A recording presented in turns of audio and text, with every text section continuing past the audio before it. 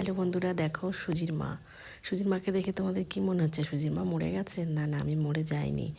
এই ভিডিওটা আমি এই জন্যই করেছি যে আমি মরে যাওয়ার পরে যেন এরকমই একটা দৃশ্য হবে আমার মনে হয়েছে, তার জন্যই আমি ভিডিওটা করেছি। এবং আমি আমার মেয়ের কাছে বলে রেখেছি যে দেখ, আমি যখন মারা যাব হয়তো সুজি চিনি বরফি এইভাবেই আমার গায়ের ওপরে থাকবে, কিন্তু ওদের কখনো আটকে রাখবি না, বেঁধে রাখবি না। এবং সকলকে বলে দিবি কেউ যেন ওদের আটকে না রাখে, কেউ আমার কাছে না থাকুক, কিন্তু ওরা যেন আমার গায়ের ওপরে আমার কাছে এইভাবেই থাকে।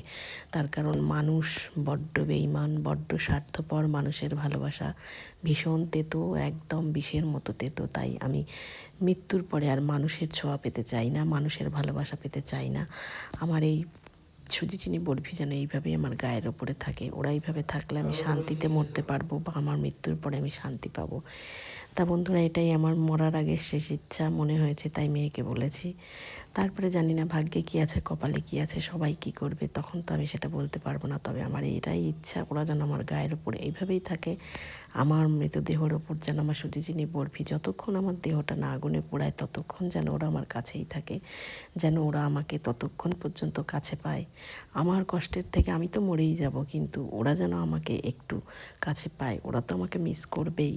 তাই যতক্ষণ আমি থাকবো, যতক্ষণ না আগুনে পুড়ে যাব, ততক্ষণ যেন ওরা আমার গায়ের উপরে এইভাবে থাকতে পারে।